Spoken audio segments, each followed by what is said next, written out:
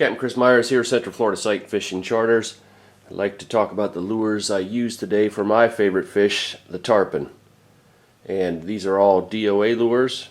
These are the only things I use. You notice they all have single hooks on them.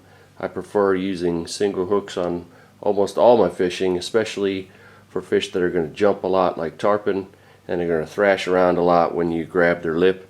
And the big tarpon, you're not removing those from the water, but you do have to grab onto their lip.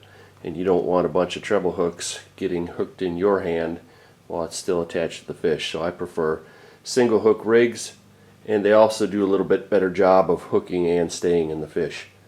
So I'm going to start up here in the top right. These are 3 different bait busters, and the top one is the shallow runner. I use that for reeling across the surface on generally smaller fish in no deeper than 4 feet of water most of the time. And the other 2 are what I use more often. I use those for large tarpon, tarpon up to and over 100 pounds. This is the DOA sinking model, and this is the trolling one specifically. They have 2 sinking models. The trolling one has a heavier head and a beefier hook in it. I'm not using it for trolling, I'm using it for casting. It's just called the trolling model when you see it on the package. It has a 5/8 ounce head. I prefer the gold one when I'm fishing in darker, dirtier waters, and the one that looks like a mullet menhaden with the red chin on it, has a green back on it. I'm using that in cleaner water.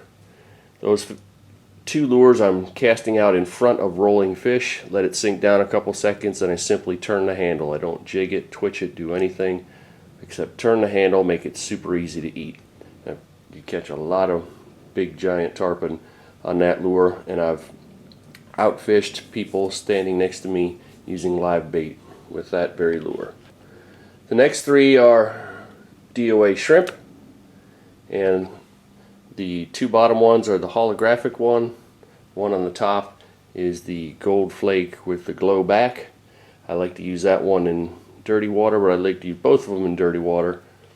But the top 2 are the 3-inch shrimp. I'm using those for juvenile tarpon. It lands lightly. I can cast that in shallow water. It doesn't make a big noisy plop. I'm casting it to rolling fish. Let it sink down a second or 2. I'm expecting the bite on the drop. The deeper the water, the longer I'll let it sink. If I don't get a bite on the first sink, I'll twitch it up 1 time and wait for the bite again. If I don't get a bite, crank it back in, throw it to the next rolling fish. Most of the bites with that come within a few seconds of it hitting the water. The bottom one I can use for larger fish. It's the 4-inch shrimp. It's the 1/2 ounce. It has a little beefier hook on it. It'll throw a little farther when I'm using heavier tackle. It's good for throwing to large laid up tarpon.